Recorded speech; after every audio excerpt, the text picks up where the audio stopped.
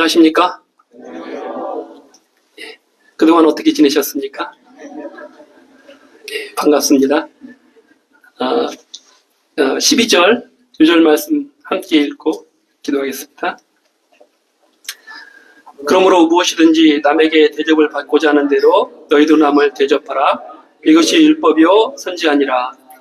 사랑이 많으신 하나님 아버지, 이 시간 우리를 예배의 자리로 초청하여 주셔서 감사합니다. 하나님께 신령과 진정으로 마음을 다해 예배드리기 원합니다. 주님, 저에게 또한 들을 길을 허락하여 주셔서 하나님 말씀 듣게 해주시고 마음으로 받고 순종할 수 있도록 은혜 허락하여 주시옵기를 간절히 기도합니다. 예배의 시종을 주관하여 주시옵소서. 또 홀로 영광 받아 주시옵소서. 감사하고 예수님의 이름으로 기도하였습니다. 아멘.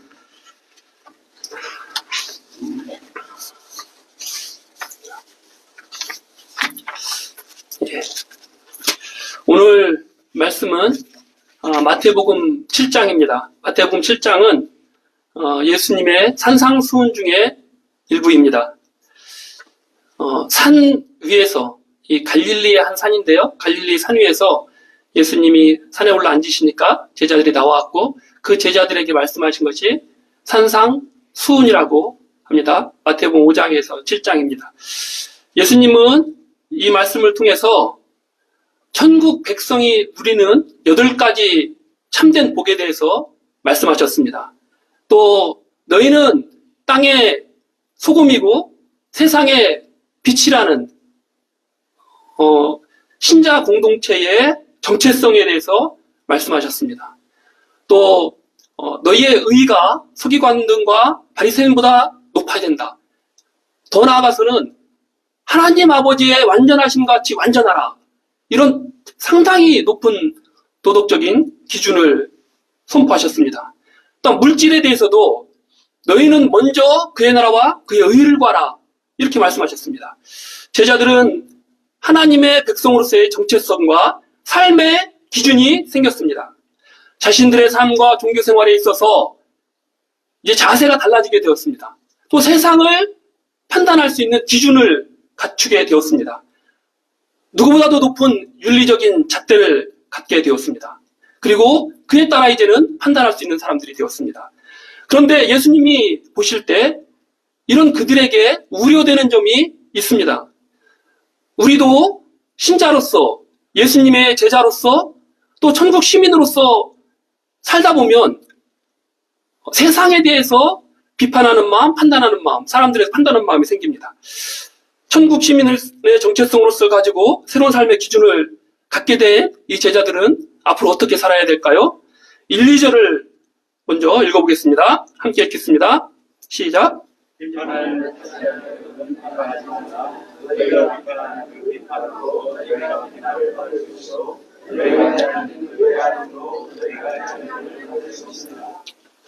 우리가 뭘 잘 모르고 또 나에게 잘못이 많이 있다고 생각할 때는 할 말이 별로 없습니다. 그런데 조금 뭔가를 배우고 아는 게 생기면 그 잣대를 가지고 다른 사람을 비판하게 됩니다. 판단 기준이 생기면 형제들의 잘못과 허물이 눈에 들어옵니다. 잘 모를 때는 쉽게 넘어가던 일도 용납할 수 없게 됩니다. 예를 들면 전에는 내가 실수했을 때 내가 잘못했으니 어쩔 수 없지만 좀 심하네 이렇게 말할 수 있습니다. 또 미안합니다. 제가 좀 부족합니다. 이렇게 말할 수 있습니다. 그런데 산상수훈을 배웠잖아요. 그럼 어떻게 말합니까? 예수님이 형제에게 노하는 자마다 심판을 받는다고 했는데 머저리라고 하면은 바로 지옥불에 떨어지는데 당신 지금 그런 행동하고 있는 거야. 이런 판단이 생기는 거죠. 또 예수님이 이제 오리를 가자고 하면 십리를 동행하라고 하셨다고 하셨습니다. 산상수훈에. 그러면은 평소에는 그 남편한테 뭐 이렇게 부탁을 합니다. 그러면은 남편이 이제 들어주죠. 들어주고 또 막 싫어하죠. 그러면은 예수님은 오리를 가라 십리를 가라는데 당신 도대체 사람이 안 돼 먹었네. 이렇게 비판이 생기는 거죠. 지난번에 오셨던 캐나다 루콩 선교사님이 한 말씀 하셨습니다. 이제 가족 간에 이제 다툼이 생겼답니다. 다툼이 생겼는데 그 동생인가? 누가 이렇게 말했답니다. 아니 성경에 오른쪽 뺨을 때리면 왼쪽 뺨을 돌려대는데 너는 도대체 뭐냐? 이렇게 되는 겁니다. 말씀을. 이런 식으로 산상순의 가르침을 적용한다면 형제들끼리 서로 판단하고 정죄하게 됩니다. 공동체, 가족이나 공동체가 천국이 임하는 것이 아니라 정죄와 판단이 막 난무하게 됩니다. 대부분 사람은 남을 비판하기를 좋아합니다. 우리는 남을 비판하면서 그 묘한 쾌감을 느낍니다. 잠언에는 남의 말하기를 좋아하는 자의 말은 별식과 같다. 특별식과 같다. 그래서 뱃속 깊은 대로 소화가 잘 된다. 이렇게 말하고 있습니다. 이게 잠언에서요. 똑같은 말씀을 18장 8절에도 말하고 26장 22절에도 똑같이 말하고 있습니다. 셀러리맨들은 상사와 사장을 씹으면서 하루에 스트레스를 풉니다. 얼마 전에 선거가 있었지 않습니까? 내가 지지하지 않는 정치인들이나 정당을 비난하면 스트레스가 풀립니다. 또 부족하고 연약한 지체를 섬기는 게 어렵고 그의 허물과 약점을 감당하는 것이 너무나 힘들기 때문에 판단과 정죄를 쏟아놓게 됩니다. 특히 도덕적으로 자신이 깨끗하다고 여기는 사람들이 비판하는 마음을 많이 갖습니다. 자신에게는 높은 잣대가 있고 자신이 남다르다고 생각합니다. 이런 사람들은 다른 사람의 잘못을 보면 답답합니다. 꼭 고쳐줘야 하겠다는 그 쓸데없는 책임감을 갖습니다. 바리새인들은 율법을 암송하고 철저히 지켰습니다. 그들에게는 높은 도덕적 기준과 윤리적 잣대가 있었고 율법을 수호해야 된다는 사명감이 있었습니다. 그들은 이러한 자부심과 사명감으로 세리를 판단하고 죄인들을 정죄했습니다. 심지어 그리스도 예수님까지도 판단하고 자기들이 비판하고 결국은 정죄했습니다. 이렇게 남을 비판하는 사람의 문제점이 무엇입니까? 3, 4절을 함께 읽어보겠습니다. 시작.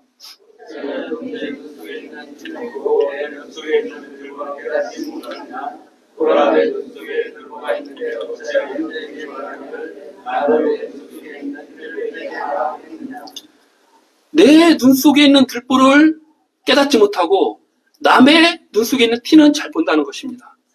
조세희의 소설 난장이가 쏘아 올린 작은 공이라는 곳에 이런 이야기가 있습니다.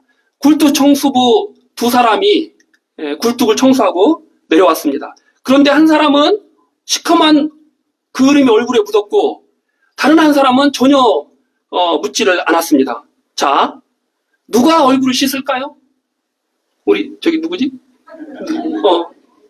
누가 얼굴 씻을까? 얼굴에 검정이 많이 묻은 사람이 있고 깨끗한 사람이 있어.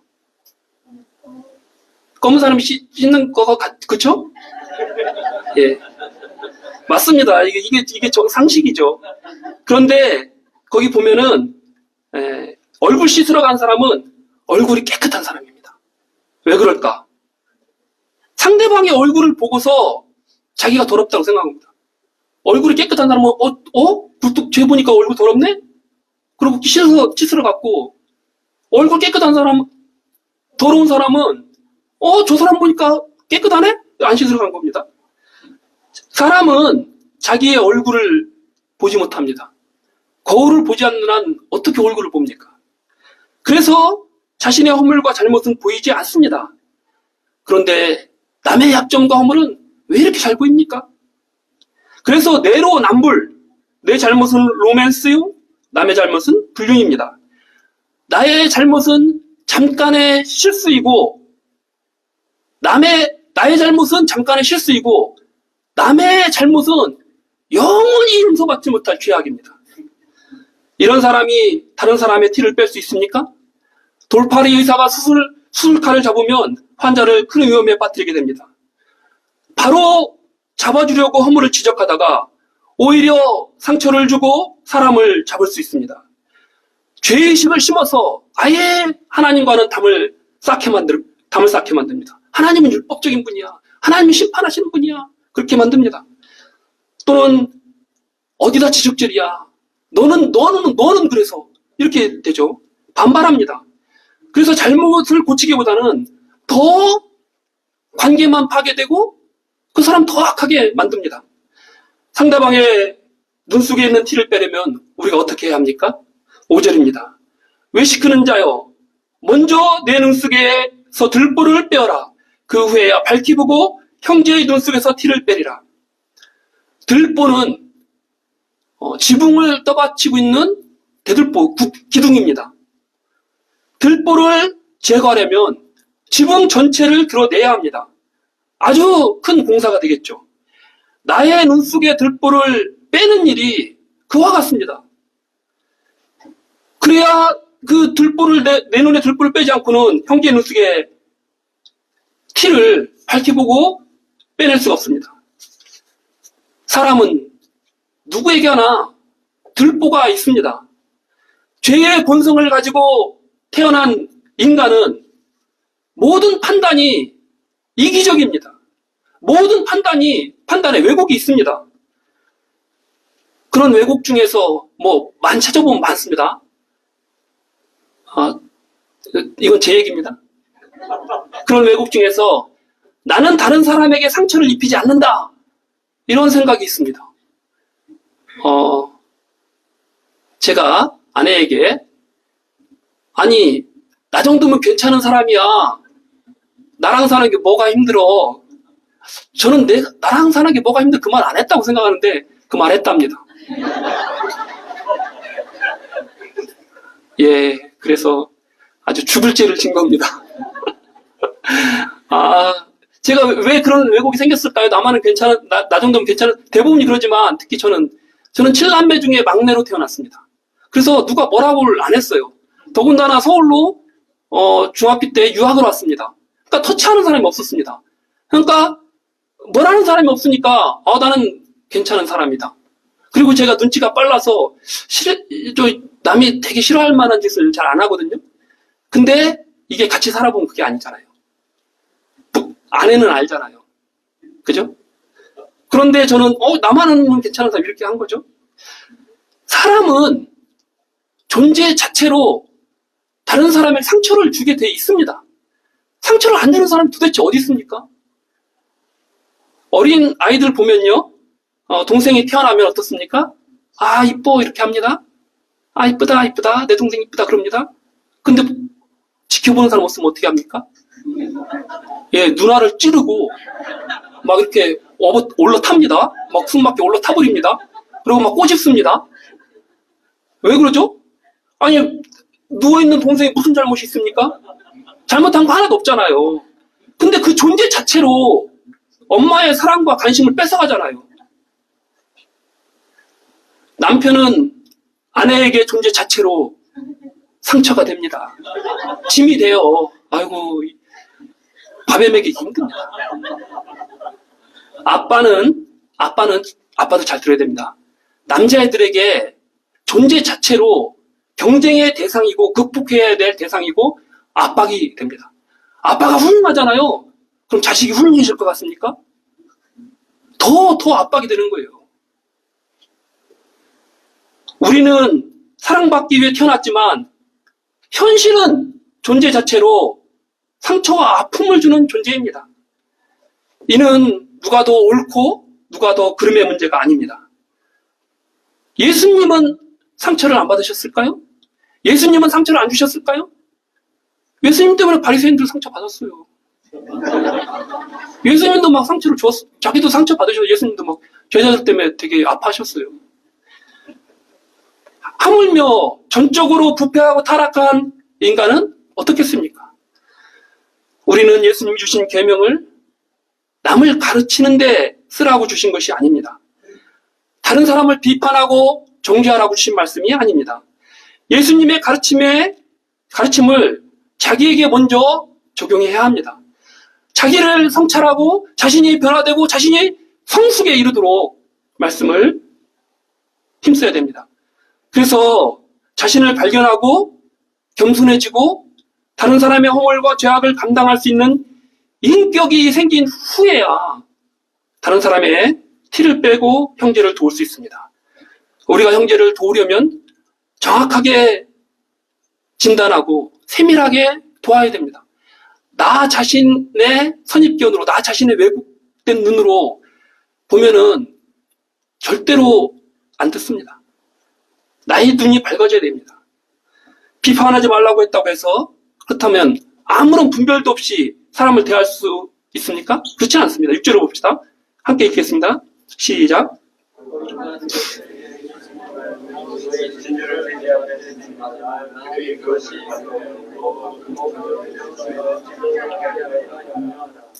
여기서 개는 죽은 시체나 동물의 사체를 먹는 들개들을 말합니다. 돼지는 더럽고 부정한 짐승의 대명사입니다. 세상에는 개와 돼지 같은 자들이 있습니다. 이들은 좋은 의도를 가지고 진리의 말씀을 전해도 듣지 않습니다. 이들은 예수님의 가르치심의 가치를 전혀 모르는 자들입니다. 제가 송민규 형제님과 이 말씀을 공부했는데 너 주변에 개와 돼지 같은 자가 없냐 이렇게 물어봤습니다. 그랬더니 송민규 형님이 이렇게 말씀합니다. 제가 개돼지인걸요. 제가 자신이 부모님한테 무슨 좋은 것을 주려고 해요 하면 들이받고 핥히고 찢고 상처를 많이 줬다고. 그래서 야, 너 정말 훌륭하다. 그거 발견하는 게 쉽지 않은데. 아무튼 세상에는 개돼지가 있습니다. 네, 우리 자신도 마찬가지겠지만 우리가 예를 들면 원수 갖고자 하는 자가 있습니다. 미워하는 자가 있습니다. 그런 사람에게 원수를 사랑하라 말씀을 전하면 잘 듣습니까? 아예 귀를 막습니다. 보물을 땅에 쌓지 말고 하늘에 쌓아두는 것이 진짜 복이다. 그렇게 말하면 아주 물어뜯고 공격합니다. 진리의 말씀과 목자의 사랑으로 도와서 사람을 만들어 놓으면 오히려 사람을 망쳤다고, 예수쟁이로 만들었다고 오히려 공격합니다. 보모금의 가치를 전혀 모르는 자들입니다. 공자님은 길가에 가다가 오줌 싸는 놈이 있으면 말리고 길 한가운데 똥 누는 놈은 피해가라고 했습니다. 미련한 자는 아무리 책망도 하지 말라는 말입니다. 책망하고 도울 사람을 분별하라는 말입니다. 말씀으로 다른 사람을 돕는 일은 신중해야 합니다. 우선은 나를 잘 살피고 그 다음에는 또 상대방이 이 하나님의 말씀을 또는 내가 가르치는 그 말씀을 들을 준비가 되어 있는지, 마음 상태가 되어 있는지 살펴야 됩니다. 개처럼 으르렁거리고 돼지처럼 막 꿀꿀거리며 짓밟는 생각을 하고 있는 사람한테 피해야 됩니다. 복음은 그 가치를 아는 자에게 주어야 합니다. 내 눈에 들보를 빼고 형제의 눈 속에서 티를 빼는 일은 너무나 힘듭니다. 지독하게 자기중심적인 우리가 어떻게 자신의 허물과 왜곡을 발견하고 그것을 인정하고 제거할 수 있겠습니까? 또한 개와 돼지를 분별하며 가르치는 것이 얼마나 힘듭니까? 좋은 의도로 돕고자 하는데 나의 호의를 무시하고 모욕을 하면 정말 어떻게 할지 모릅니다. 그런데 그들이 우리가 꼭 도와야 할 사람들이라면 어떻게 해야 합니까? 자녀들이, 양들이 그런 사람들 반발하고 대들면 어떻게 합니까? 내가 좋은 것을 주려고 하는데 말씀을 전하고 사람을 돕다 보면 부족한 자기 자신과 사람을 돕는 일에 대해서 그래서 절망감이 듭니다. 예수님의 말씀은 주옥 같은데 이 말씀을 내가 전할 자신도 없고 또 받아들일 사람도 없고 그래서 다 포기하고 싶습니다. 그런데 우리가 포기와 절망 대신에 해야 할 일이 무엇입니까? 7절을 봅시다. 7절을 읽겠습니다. 시작.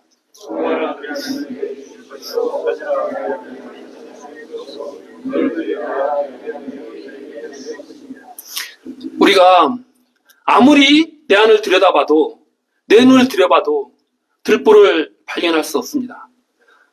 우리는 자존심이 강하고 견고해서 내가 먼저 잘못을 인정하고 바꾸고 싶지 않습니다. 그러니 어떻게 해야 할까요? 하나님께 구해야 합니다. 하나님 앞에서 자신을 돌아보아야 합니다.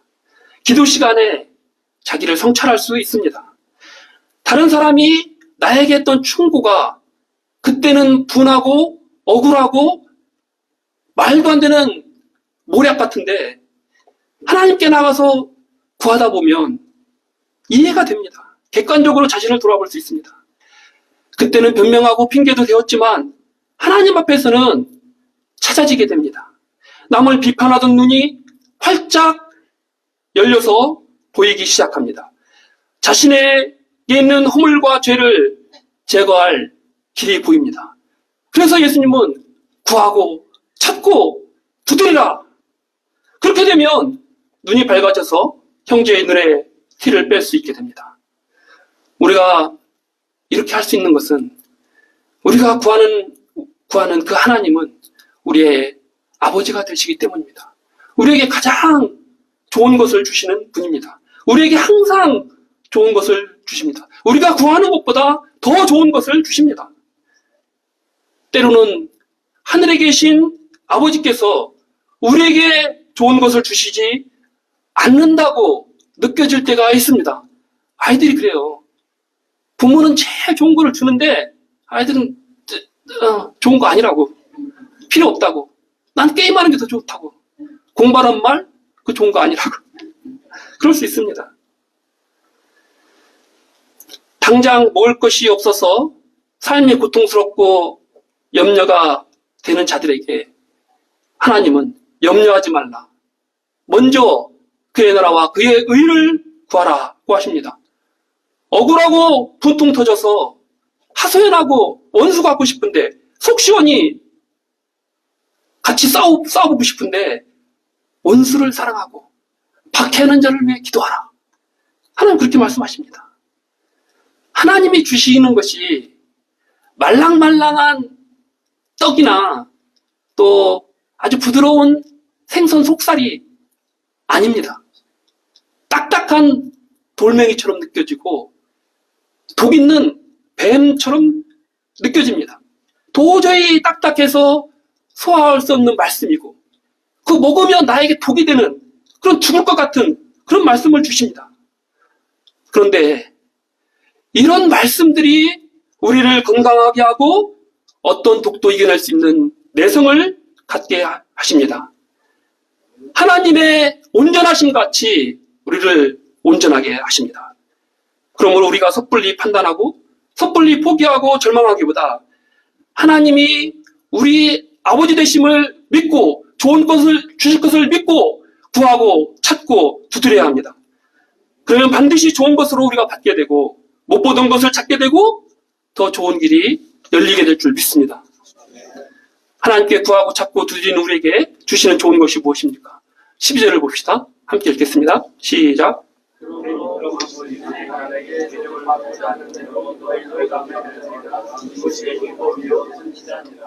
여러분, 다른 사람이 나를 어떻게 대해주길 원합니까? 아내가 나에게 어떻게 대해주길 원합니까? 남편이 어떻게 대해주길 원합니까?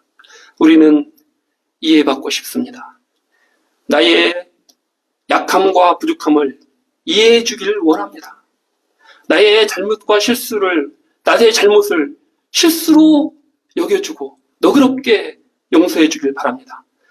자신의 의사를 존중해주고 나를 꼭 필요한 사람으로 대접해주길 바랍니다. 집에 갔을 때나 모임에 갔을 때 환영받기를 원합니다. 나의 말에 경청하고 귀 기울여주기를 바랍니다. 나의 아픔과 고통을 알아주기를 원합니다. 아이들은 용돈 받기를 원합니다. 잔소리는 노. 감사의 말을 듣고 싶습니다. 부모는 아이들에게 나의 말에 순종해 주길 원합니다. 아이들은 더 이상 나를 애취급하지 말고 어른 대접받기를 원합니다. 후배는 선배에게 이제는 나도 나이가 찰 만큼 찼습니다. 나에 걸맞는 대접을 해주세요. 이렇게 말합니다. 선배는 선배 취급을 좀 해라. 우리는 사랑하는 사람들로부터 신뢰받기를 원합니다. 예수님의 가르침은, 우리가 예수님의 가르침을 따라 산다는 것은 남에게 대접을 받고자 하는 대로 우리도 다른 사람을 그렇게 대하는 것입니다. 이것이 예수님이 가르쳐 주시는 율법과 예언서, 구약 가르침의 핵심이라고, 인간관계의 바이블이라고 말씀하십니다. 내가 받고자 하는 대로 해주면 됩니다. 내가 인정을 받고 싶으면 먼저 다른 사람을 인정해주고, 내가 비판받기 싫으면 다른 사람도 비판하지 말라는 것이, 성경은 물론이고 성경을 모르는 세상에서도 그래서 이거를 황금률이라고 여깁니다. 다른 사람을 비판하지 않고 늘 인정하고 격려하는 사람은 거의 모든 사람으로부터 대부분 존중받고 사랑받고 범사에 형통하게 됩니다. 세상에는 나에게 직접적인 피해가 없으면 비리나 죄를 못 본 채 하고 넘어갈 수 있습니다. 그냥 사람들이 오지랖 떨지 마라. 뭐 남의 일에 그렇게 신경 쓰고 참관하냐. 꼴 보기 싫은 사람이 있어도 그냥 무시하면 됩니다. 하지만 교회는 진리의 공동체입니다. 죄와 악에 대항해서 싸워야 합니다. 형제의 죄와 허물을 못 본 채 하고 넘어가서는 교회가 진리의 공동체가 될 수 없습니다. 책망도 하고 회개하도록 권해야 합니다. 신자는 또한 그리스도 안에서 한 몸입니다. 서로 책임있게 만나는 모임입니다.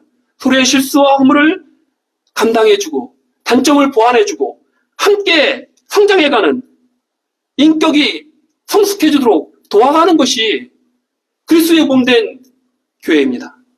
적당한 거리를 두고 형식적으로 얼굴만 까딱까딱 인사하고 형제를 돕는 일은 신자의 의무입니다. 교회 공동체는 서로의 생각과 행동을 고침을 받으면서 함께 성장해야 합니다. 서로 격려하고 서로 약점을 극복하도록 자기의 들불을 빼고 건강한 눈으로, 왜곡되지 않은 눈으로 세상을 판단하고 분별할 수 있도록 도와야 됩니다. 물론 형제를 돕다가 가슴이 찢기고 자존심이 상할 수도 있습니다. 어떻게 해야 됩니까? 하나님께 구하고 찾고 두드리는 기도를 해야 됩니다. 다른 사람이 나에게 해주기를 바라는 대로 먼저 해 주어야 합니다. 그리하여 성숙한 사람들이 되고 의의 열매로 이 땅의 빛과 소금으로 맛을 내고 세상의 어둠을 밝히는 저와 여러분이 되기를 간절히 축원합니다. 기도하겠습니다. 사랑과 은혜가 충만하신 하나님 아버지, 주님께서 저희를 천국의 시민으로 또 하나님의 자녀들로 예수님의 제자로 부르신 것 감사합니다.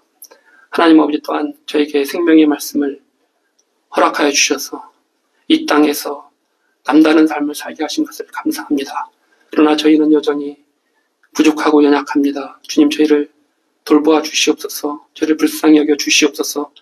저희가 참니 비판하기보다는 먼저 이해하고 공감할 수 있도록 은혜를 허락하여 주시옵소서. 대접을 받고자 하는 대로 남을 대접할 수 있도록, 그렇게 힘쓸 수 있도록 은혜를 허락하여 주시옵소서. 무엇보다도 우리에게 가장 좋은 것을 주시는 하나님께 구하고 찾고 두드릴 수 있도록 은혜 허락하여 주시옵소서. 감사하고 예수님의 이름으로 기도하였습니다. 아멘.